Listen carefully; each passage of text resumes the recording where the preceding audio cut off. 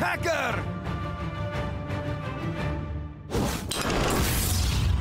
Final match!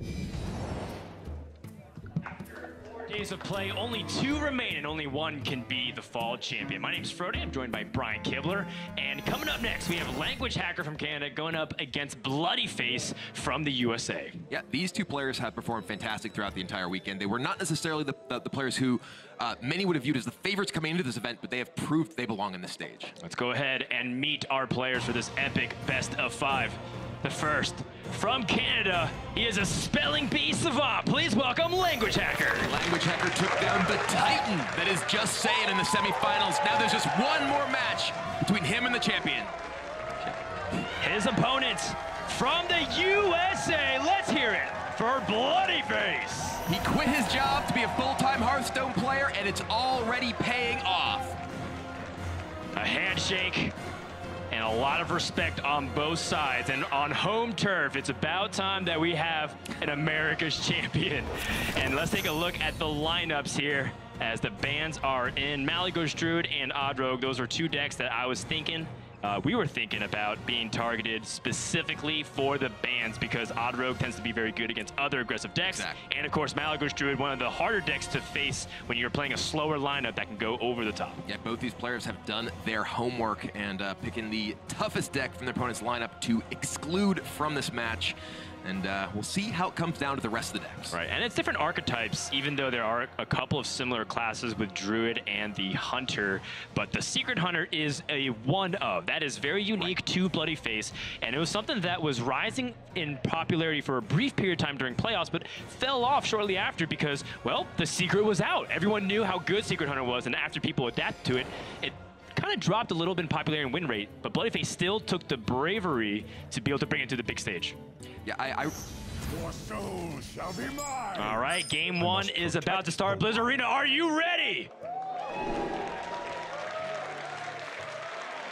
I love the lighting. We always set the stage for the final match. Only one person can be the fall champion, take home $60,000.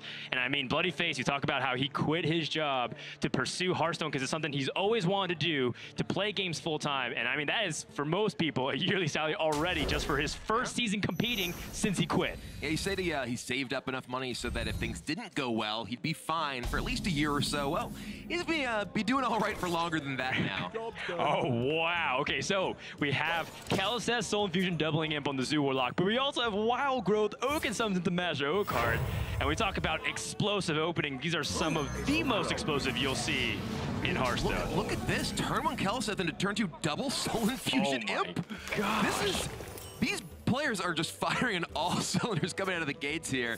Double Soul Infusion, turn 2. That's a pair of 6/6s. Languagehacker may have Oak and Summons for an Ironwood Golem, but that dies to a single imp.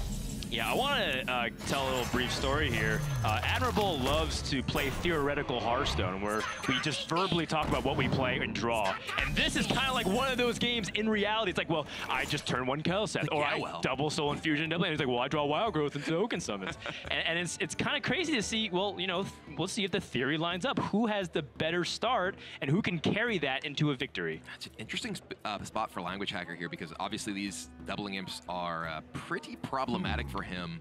He has a second copy of Oak and Summons here. He could go for another Ironwood Golem, but that just doesn't really fight off the board. He could use his Carnivorous Cube, perhaps eat his Golem after attacking into the Kaliseth.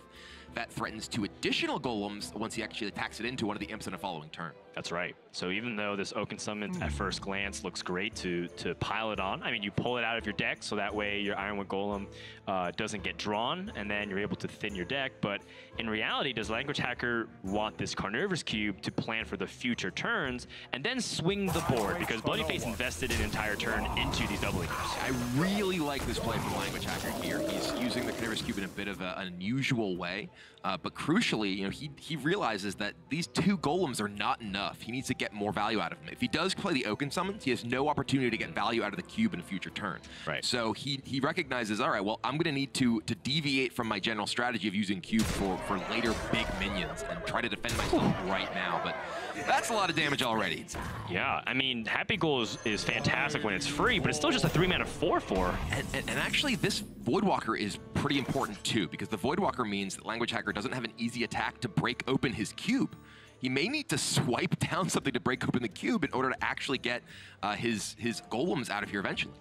He does have the Oaken Summon still, so he could get the other golem out, but we see, yeah, like a little look of exasperation on Language Hacker's face, because this is not going his way whatsoever. Right. If he wants to crack open the cube, has to swipe or naturalize the Voidwalker. If he does swipe the Voidwalker, he can use his hero power to kill off one of the Dumbly Imps and then crack open that cube, and then hopefully pick up the pieces afterwards. But it leads directly into the Fungalmancer. It does, and you know, he, at least theoretically on board, it's like, okay, well, I end up with the two 3/6s against a 3 health happy ghoul, and then, you know, and also a damaged 6/6 doubling imps. Usually a damaged imp tends not to be nearly that big, but this has been an explosive start for Bloodyface. Right.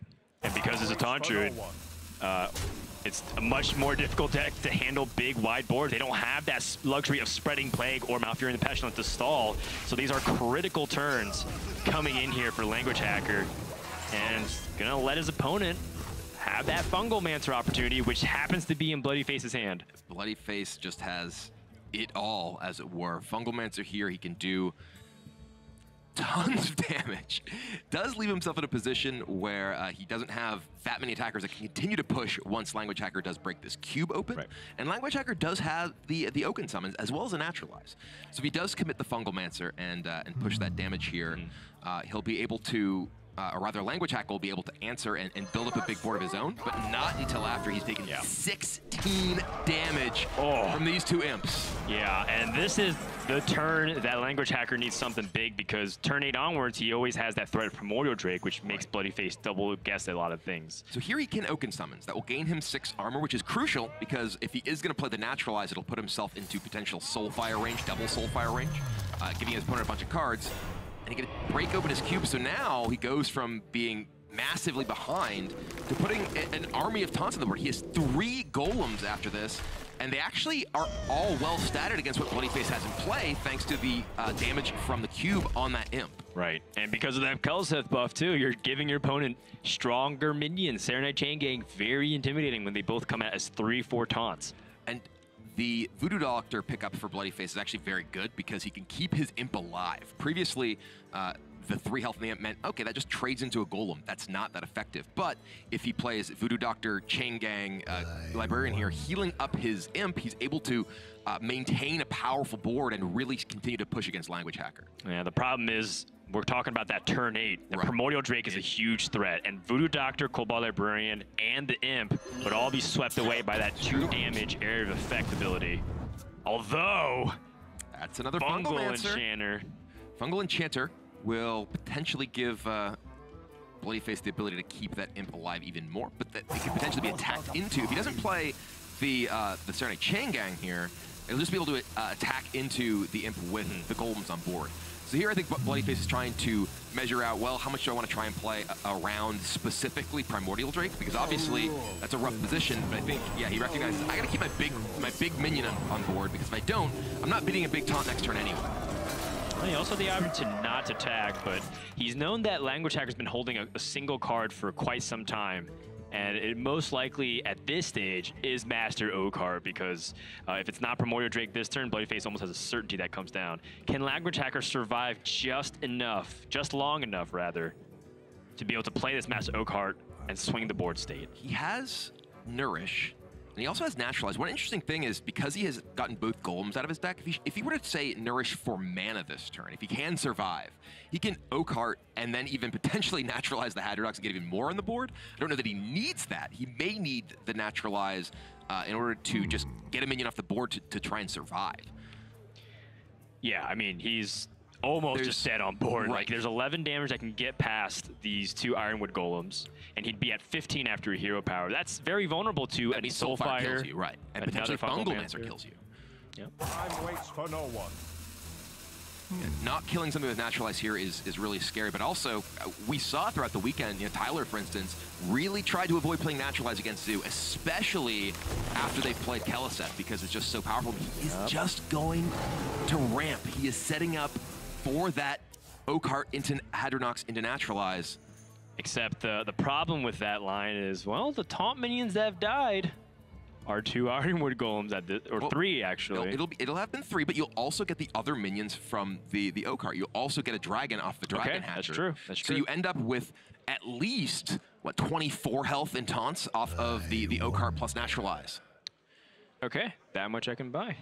But if Bloodyface taps here and finds, I believe, either Soulfire, Doomguard, or Soulfire, Doomguard, or Fungal Mancer, I believe he has lethal damage. Not gonna tap. I mean, he has this board space to play these 3 mana minions as well and fill up the entire board. And it's also going to survive Primordial Drake if his opponent draws it. That's true. And the fact that he has this Light Warden that's going to heal so much means that even the biggest taunt, he has a punch through. My initial inclination was, you want to go for lethal here, but figure out, okay, what do I want to talk? Oh yeah, the Hadronox, right. So now, as we said, there's the taunts. He gets, it's 4 golds, right? The cube. Because the cube summons an extra copy. 30 health worth of taunts, but it has to be broken up in the right way. So now, and also the Dragon Hatcher, Bloodyface will have to get by all of this. So he has, this is some complicated math here. Oh, there's Soulfire though. That doesn't need to get through taunts. That goes right to the face. And in an explosive game number 1, Bloodyface takes a lead. Big pickup here for Bloodyface to start off this best of 5. And, you know, remember, the Naturalize got him closer to his Soulfire. It could have easily been drawn by the Naturalize itself, but Bloodyface didn't have to worry too much about the trades. It was still looking pretty dicey after, though, because after the trades, the development from the Zeus side was still been very scary. I mean, the big issue there is if you don't actually kill Language Hacker there, well, you're not killing Dragon Hatcher, clearly, so there's even more big taunts coming through. That's true. And you're getting less and less likely that you're able to actually punch through any of them. It was a very tense situation, too, because we've seen Taunt Druids come back from very low amounts of life and just have non-stop walls of taunts. And for Bloodyface, he was able to pick up that Soulfire at a crucial time, but also maximize his damage and trades in order to get to that spot. So that's just the first game in this best of 5. When we return, we're going to resume the grand finals here in the Hearthstone Championship Tour Fall Championship.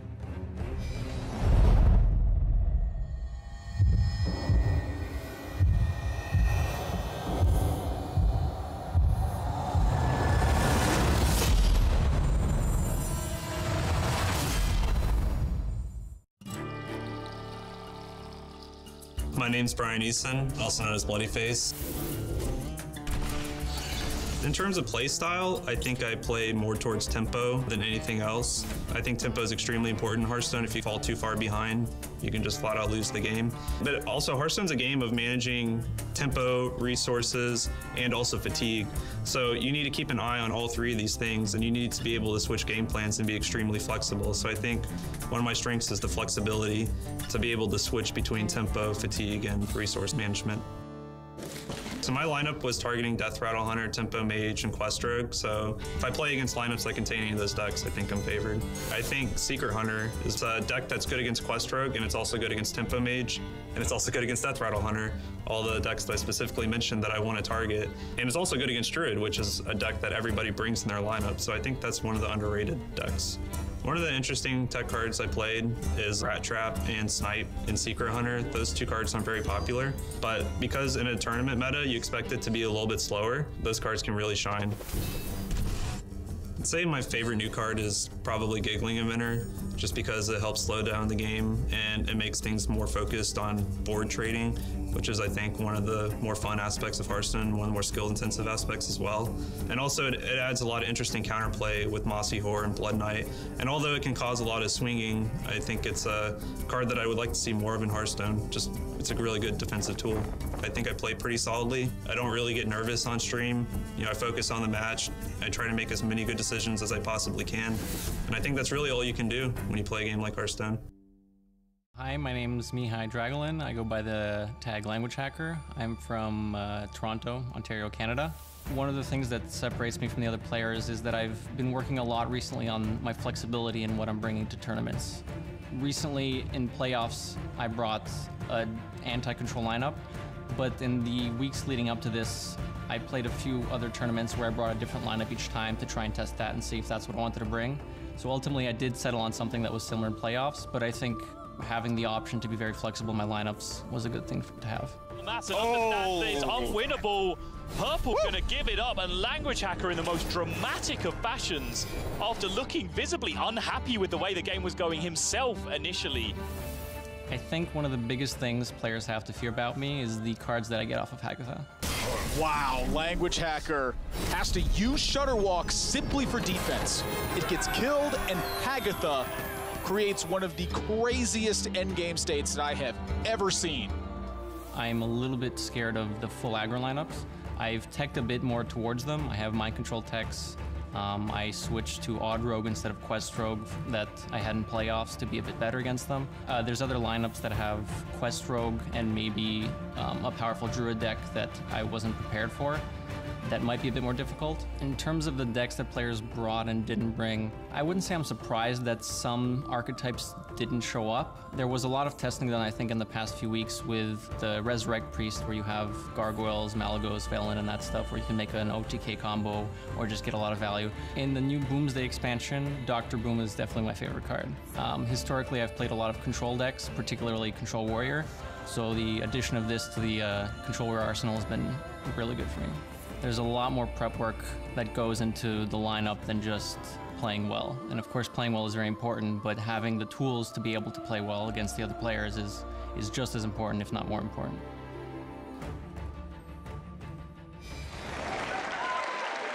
Welcome back, everybody, to the grand finals here of the Fall Championship. Languagehacker versus bloodyface was a really intense game one. Zoo Warlock took it over Taunt Druid. As we're talking about Zoo. Admirable was saying with TJ that they were concerned about the Zoo Warlock, and Zoo ended up being A-okay. 6/6 doubling imps are pretty good. That's just true. That's just fact. That's just factual. I mean, when you can play 12 of stats on turn 3, I mean, I think Please keep copying me. You're most likely going to win. Now let's go into Odd Rogue versus this Taunt Druid. Odd Rogue, definitely one of the more fearsome decks in the entire metagame, largely because even if you know what's happening, sometimes you just can't stop it. The pleasure is and I'm looking at things like this Cold-Blood and Argent Squire. That's been a classic combo, even dating back to the beginning days of Hearthstone. It's true. The light protects me. Languagehacker has a pretty good draw of his own. He has Spellstone, Oaken Summons, one of his Ironwood Golems. If he does pick up the other before he can cast the Oaken Summons, it will be quite unfortunate for him. But gonna go ahead and punch off the shield. Yeah, and because of that security of mine, bloodyface probably doesn't exactly have the incentive to Cold-Blood right now. And I mean, now there's an even better target to Cold-Blood. Bird, though. It's a vicious fledgling.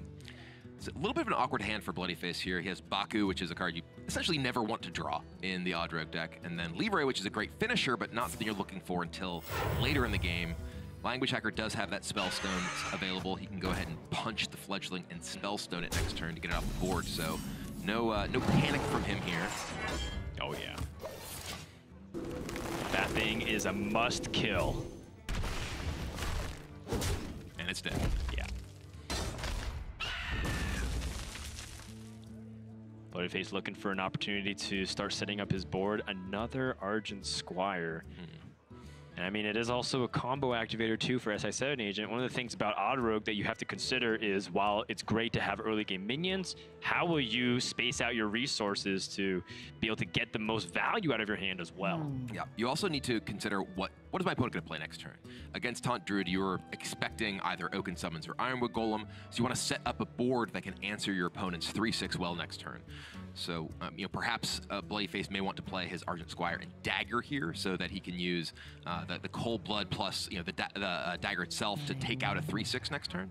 What about the SI7 Agent just as a 3/3? Also possible. I mean, I know Rosti even told me specifically about the value of having those 3-mana 3/3 bodies on the board. And I'm kind of saying that half jokingly too. I think the fact that it gives you 4 mana into Argent Squire is really good. The SI this turn does enable the Argent Squire plus Dagger plus Cold-Blood next turn, which would put him in a similar position. Though it would mean that he's only using Cold-Blood on the minion that's going to die. So I think that maybe the thought process here is, okay, well, if you play a 3/6, I can play the second Iron Golem. It's like I cursed him by saying he really hopes to not draw it before he can cast that Oaken Summons, but that does mean that he just gets to play a 3/6 this turn instead of gaining 6 armor as well. You have a gift, Kibble. You have to be careful with what you wish for. This is my gift. This is my curse. Another Cold Blood. So here, because he chose to play the Argent Squire last turn, he can use SI7 Agent just as a 3/3, and then Cold Blood the Divine Shielded minion, so it's still threatening on the board to get repeated damage in. Yeah, it seems like no matter what Bloodyface does, it's just 4 damage from the Cold Blood first and then SI, or SI and then Cold Blood. But the Cold Blood is a permanent stack. Right. You have your minion continue that +4 attack for the future turns and force Language Hacker to have that swipe. Right. Or perhaps punch it and take the damage again. So you end up getting additional value from the Cold Blood on the Divine Shield minion, which it looks to be what Bloodyface is lining up to do.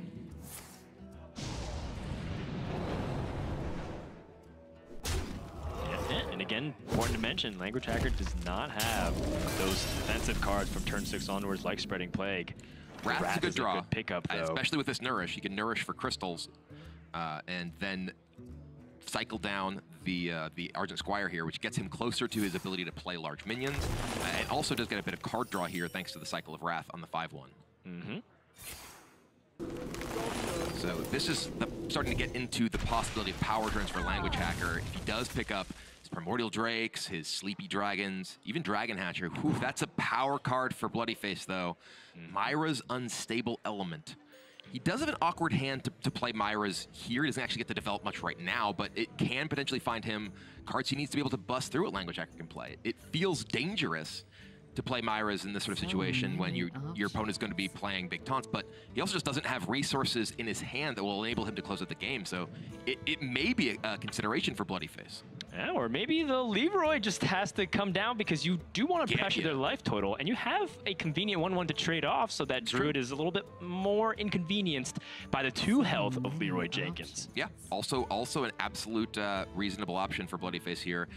It would leave him in an awkward position against a Primordial Drake, but frankly, his entire hand, any play this turn, is pretty bad against the Drake, so he may just hope his opponent doesn't have it. So many options. What you gonna do, Bloodyface? Not much time left. I mean, Myra's Unstable can also help you play out your future turns. This is essentially all in for Bloodyface here. Really looking to find Vilespine Slayer. And it's not there. So we see a bunch of mid-range minions, a bunch of 3-drops. Ooh, Naturalize. Once your opponent has no deck, has no drawback. 1 cost, kill your minion, and start dealing even more and more fatigue. That's a huge draw for Language Hacker.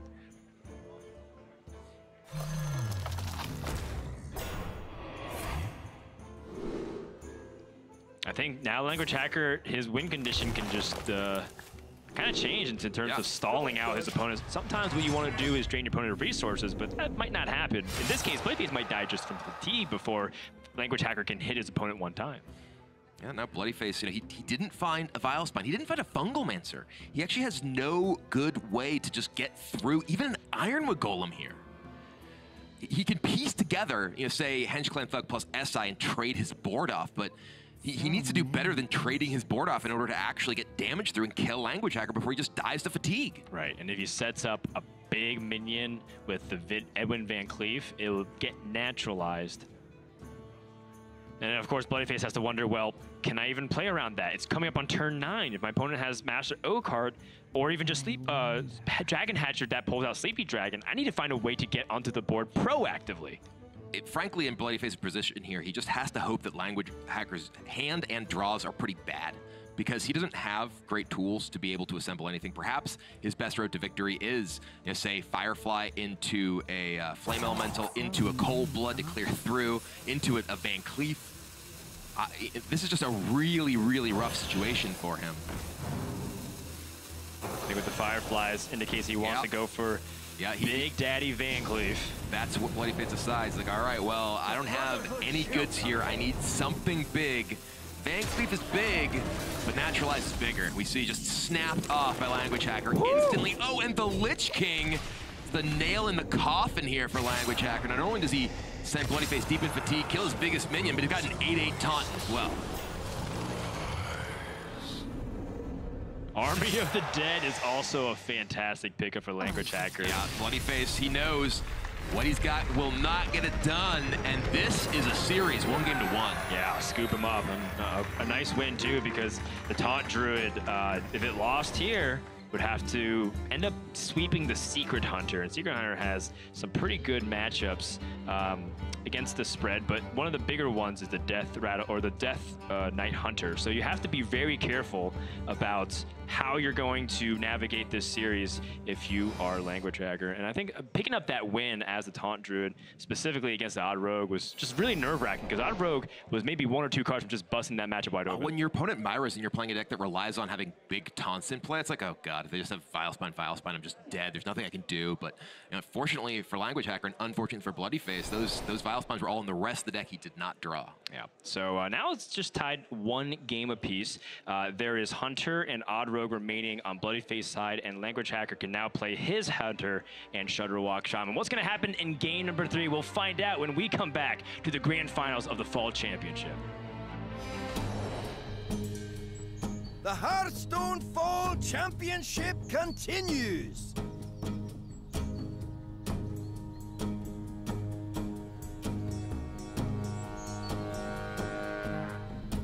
Welcome back to the Hearthstone Global Games. New for the 2nd season, we're proud to introduce HGG Cheer. Cheering is a way to show support for players and regions while boosting your presence in chat using bits, a virtual good you can buy on Twitch. Along the way, you'll unlock Hearthstone packs, new Twitch emotes, and a unique card back, while the players earn a share of the revenue. We'll see you in the tavern.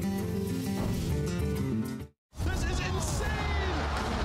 What did I just witness? I don't even know.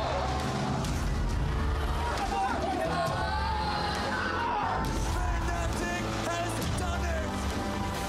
Dignitas is far too much for Tempest as they rip this core apart. Leyline is in play and Boing is down the triple kill as the Zealots march towards the core.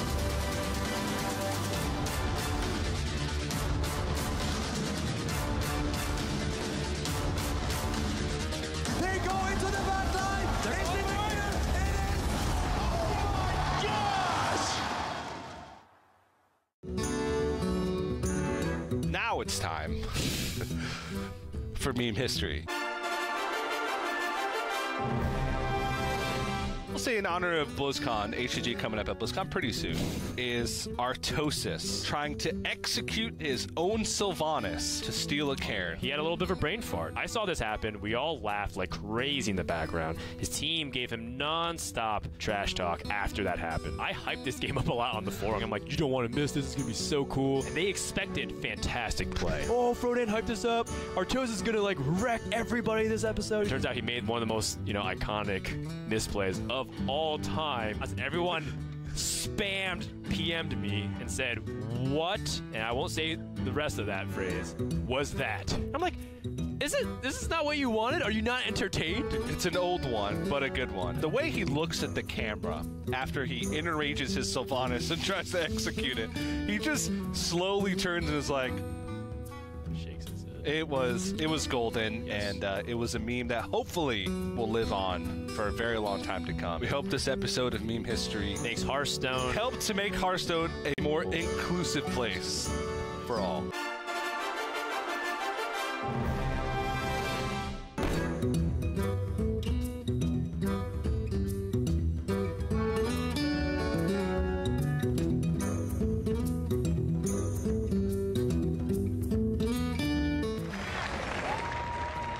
Shout out to the crowd as they are spending their Sunday hanging out with us in the Blizzard Arena to watch this grand finals between Language Hacker and bloodyface. USA meets Canada and America's Civil War. But I guess if you consider it, it's the fact that eventually these two players, or rather America's had a high chance of meeting in the grand finals because 3 of them did qualify for the World Championship spot.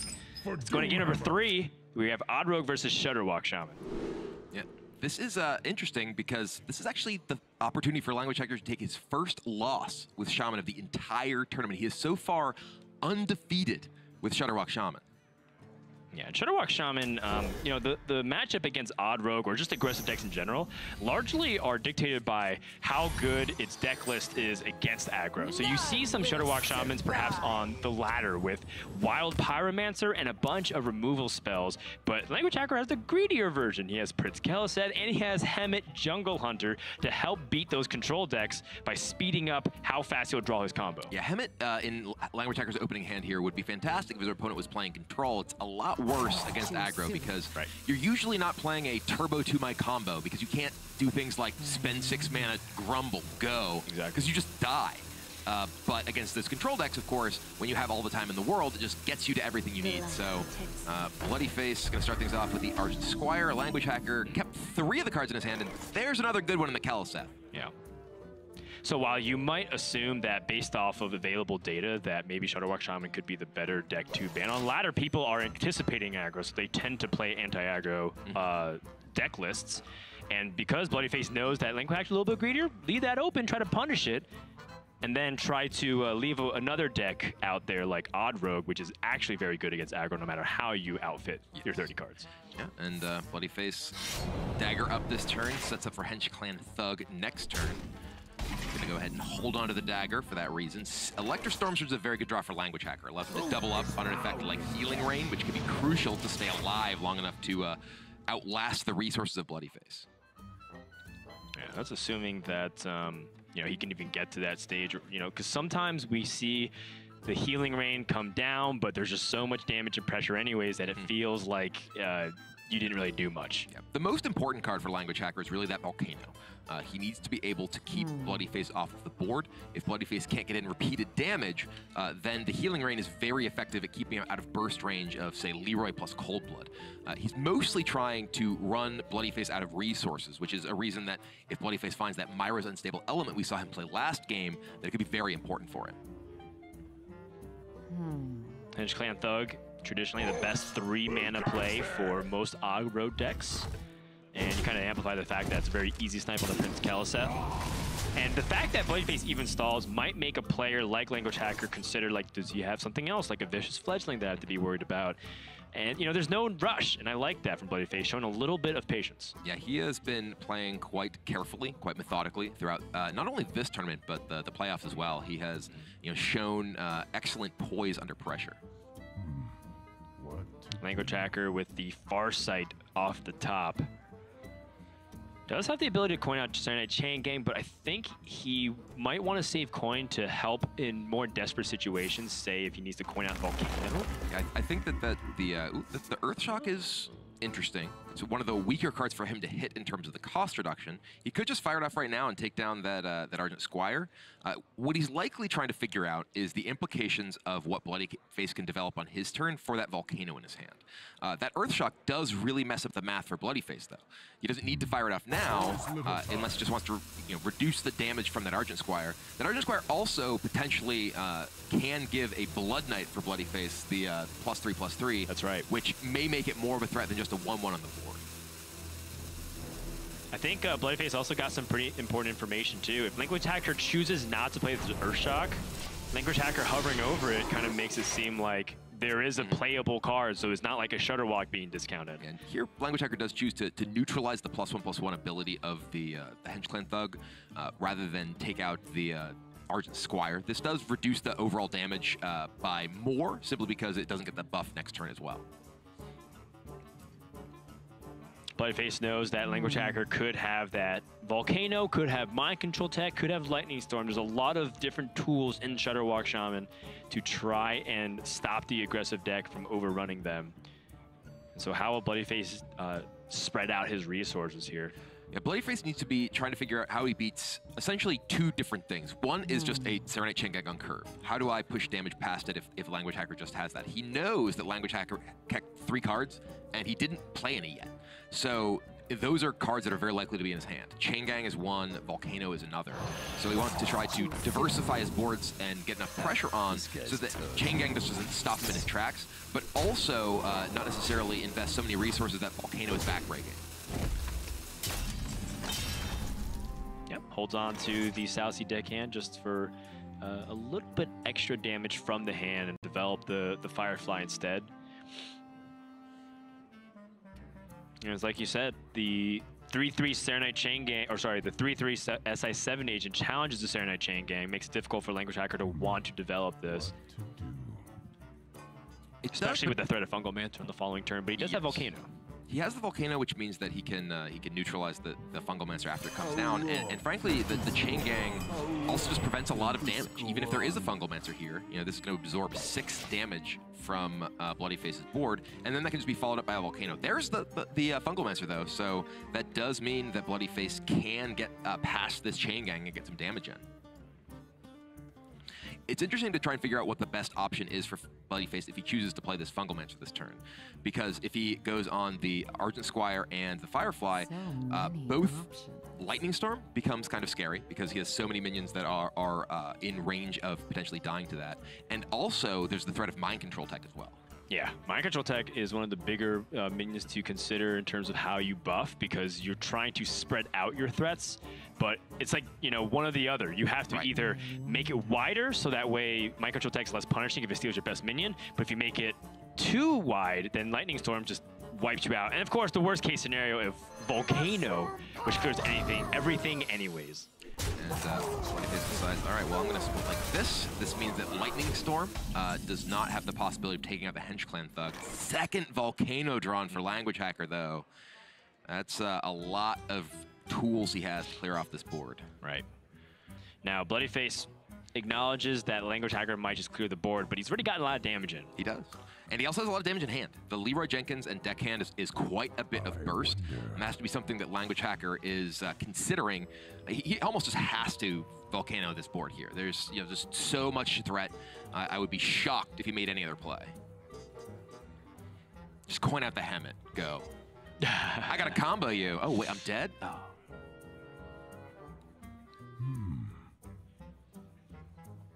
I mean, he's just literally lethal on board. Yeah, so there's 14 life remaining, 14 power on board. And that's going to be a squeaky clean board state. Does LanguageHacker coin out this Glacial Shard? I like it. Okay, yeah, and this is, I think what he's really thinking about is how is he going to partition things over turn. The Glacial Shard on this turn not only prevents bloodyface from getting damage in with the dagger this turn, but also leaves him with a body on the board to threaten any development bloodyface may make right now. And that's where the Giggling Inventor comes in. One of the superstar cards from the Boomsday Project expansion. Now this bloodyface wants to extend a little bit deeper because of Mind Control Tech. Didn't see an MCT, so perhaps feels a lot more confident against it. Oh dear. That could be very unfortunate Flame Elemental for bloodyface. Yeah, and using Healing Rain here means Electro Storm Surge Healing Rain is not possible. At least until LanguageHacker draws his second copy of Healing Rain. And in particular, LanguageHacker hitting one of these Annoyotrons with Mind Control Tech would give him an excellent defensive position when he was otherwise very vulnerable. Yeah.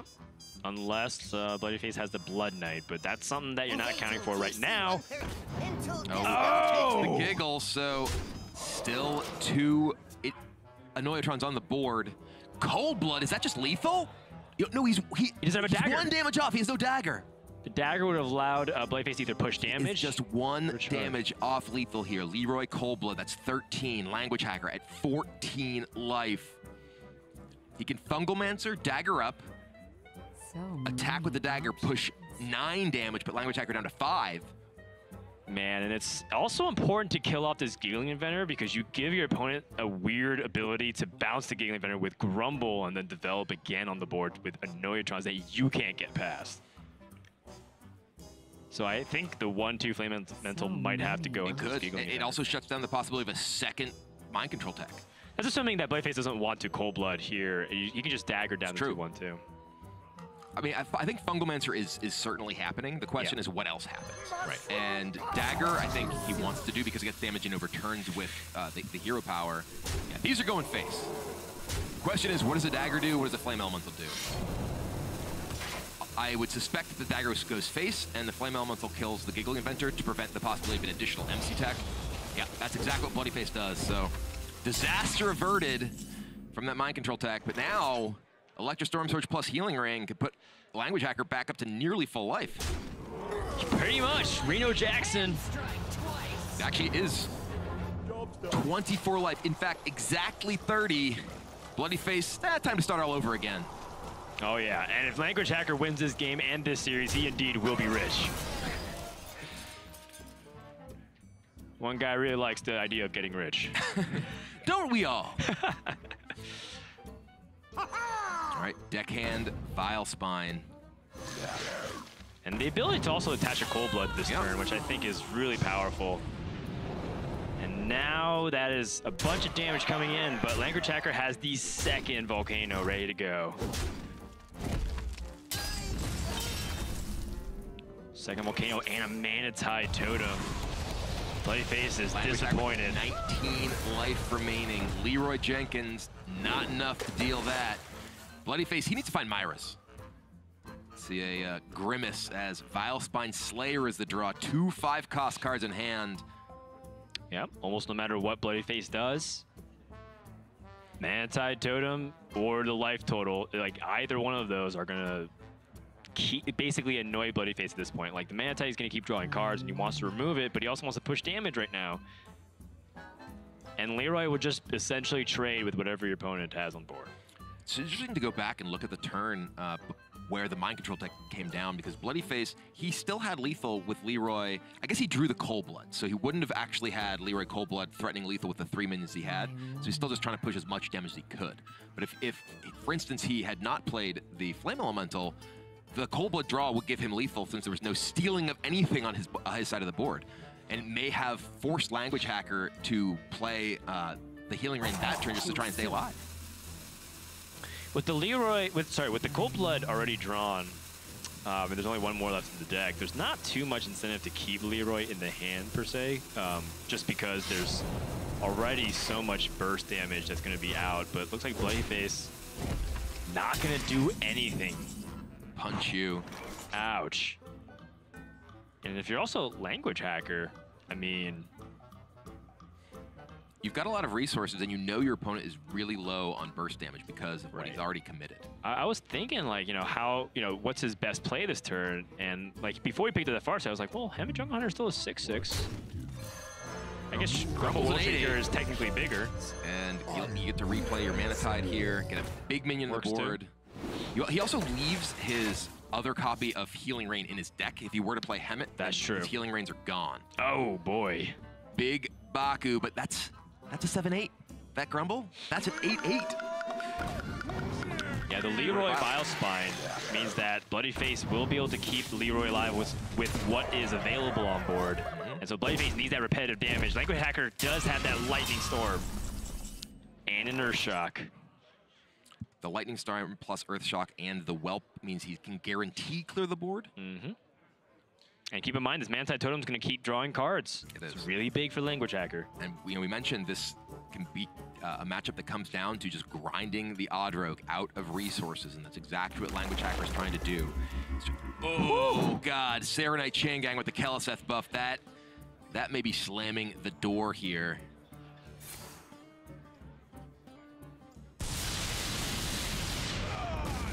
Doesn't get the kill on the Vile Spine Slayer with the 1/1, but not that big of a deal. Bloodyface's Odd Rogue is getting shut out, as you said, Kibler.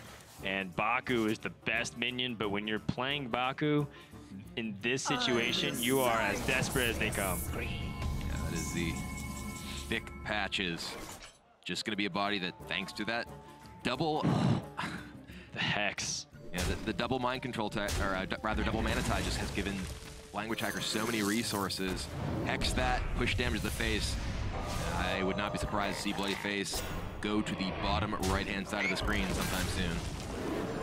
Yeah, it has to be Myers and Stable Element, and even then, would it be enough for Bloodyface to turn back the tides? Because there's a lot of damage on the board.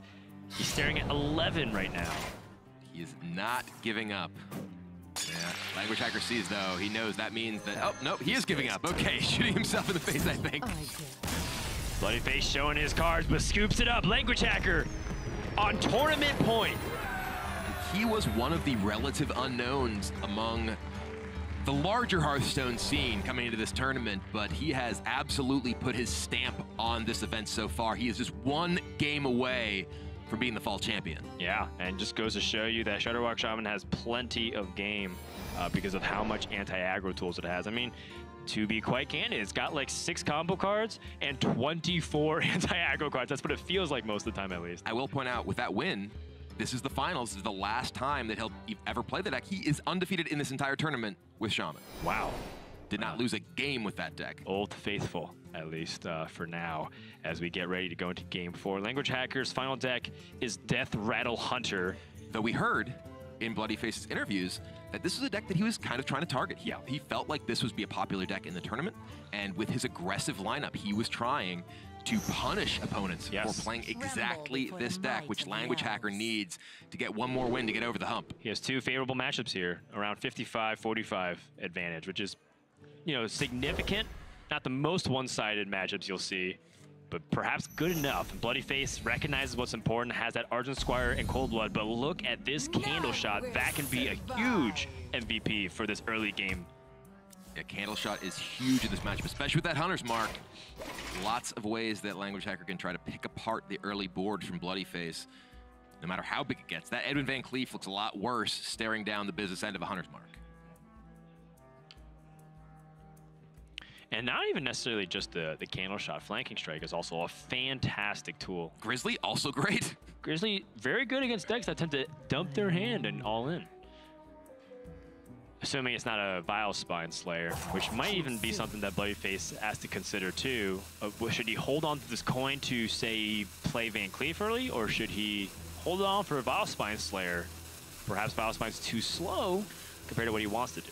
I think Bloodyface may also just be considering, do I play this Argent Squire here at all? Because it just dies to 2 swings of the candle shot with no cost to Language Hacker, and he decides to hold on to it. Yeah.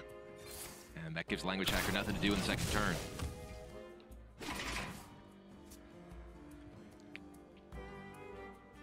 Captain Greenskin is the draw. Just gonna dagger up. Slow start for Bloodyface. Needs to be aggressive in this matchup because if Language Hacker gets tied, those eggs come online and it gets messy. And with that Vicious Fledgling draw, I mean, Bloodyface has a pretty decent turn 3, but with the Flanking Strike waiting, it's gonna be tough. Yeah, Language Hacker has the tools he needs. Flanking Strike available for the Fledgling. Hunter's Mark for the next big minion. Grizzly, Cube, he really just has it all right now.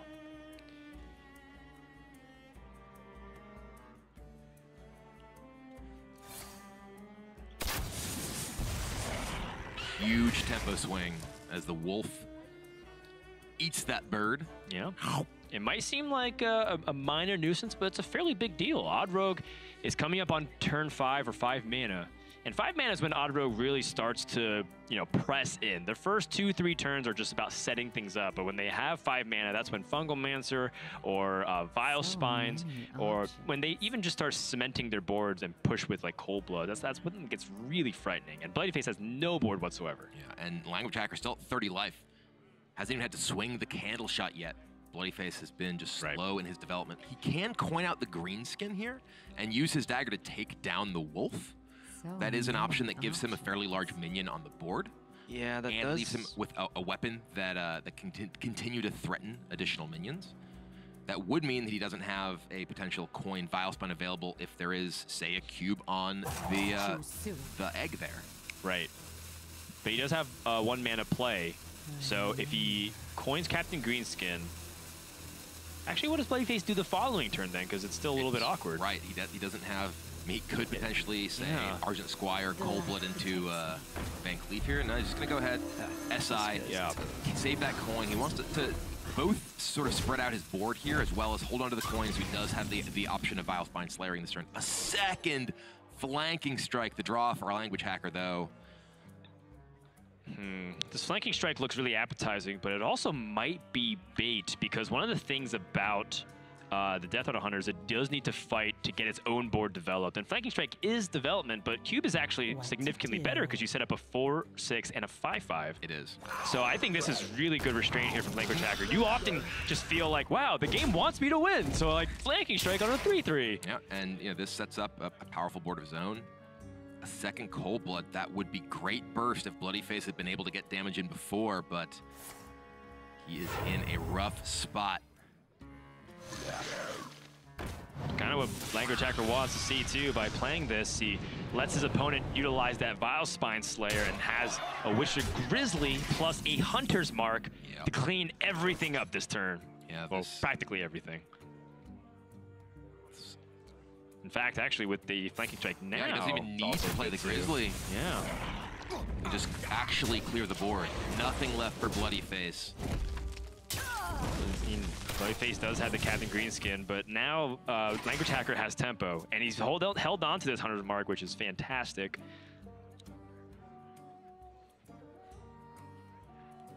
Bloodyface again, a handful of great cards in your head, but just not when you're behind.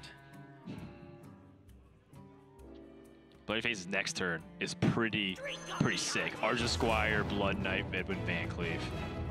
That's massive tempo. Chooses to put in the Argent Squire, might as well. Perhaps can use Cold Blood in the following turn. Mossy Horror! Dear, Mossy Horror for languagehacker. Clears off the Squire. Wolf plus Candle Shot clears off Greenskin, and he gets an army of dinosaurs. Gonna take his time. I don't think any time is needed. But I think that's what's gonna happen here. And yeah, when life gives you Devilsaur eggs, you crack them wide open, Gibbler. Yeah, and here it is just the march of the dinosaurs until languagehacker can close out this game. Bloodyface, he has nothing he can do to deal with this swing. Yeah, that is a Devilsaur omelet. Bloodyface concedes. Languagehacker is your 2018 Fall Champion. He has been around the scene for so long, putting up consistent results just below the surface of the championship tour, but now he is the champion.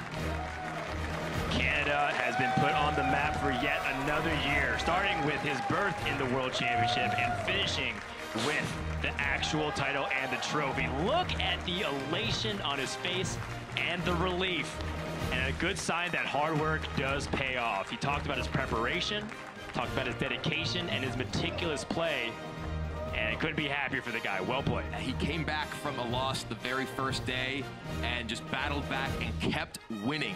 Undefeated with that Shudder Shaman deck, and I don't believe he lost more than a single game in a match after dropping the first. And this is something that also makes the Hearthstone community so special, is the players are also happy for languagehacker, coming up to congratulate him on his victory. $60,000 richer, and the right to call themselves the champion for this season. That's the goal of every competitive player. Just wants to be on top, and today, that honor belongs to languagehacker.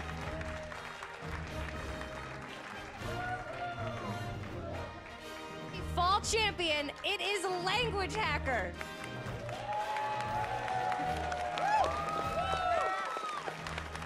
It's been a long, long weekend, but you have managed to be the last man standing. How does it feel?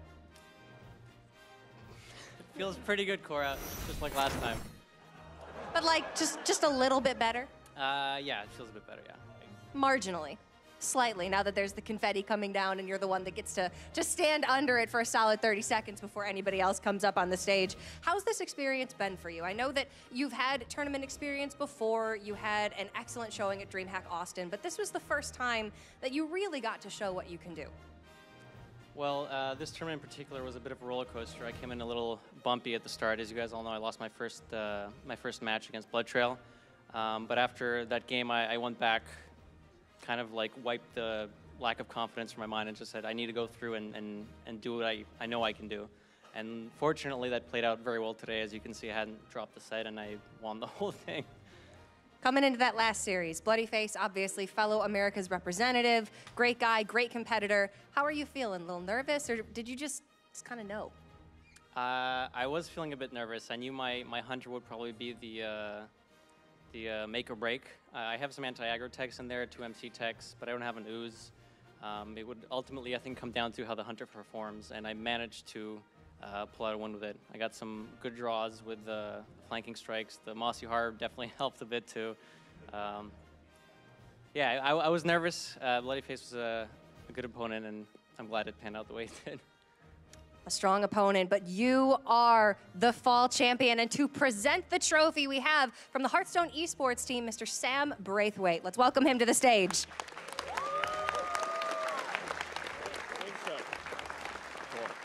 On behalf of Blizzard Entertainment, it is my honor to present to you this trophy, $50,000, and the title of HCT Fall Championship. Congratulations, ladies and gentlemen.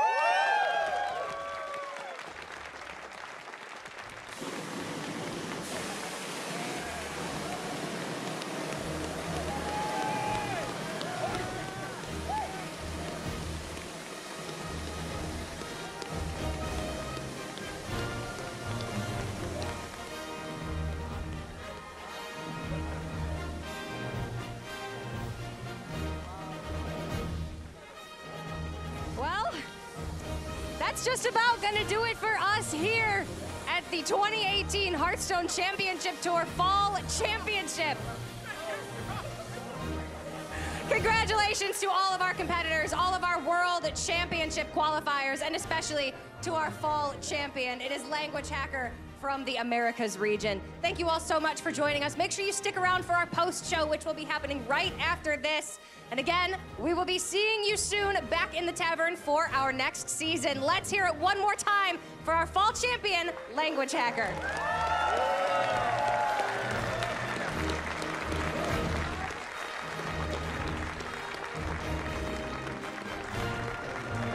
Thank you all so much. We'll see you next time. Have a good night.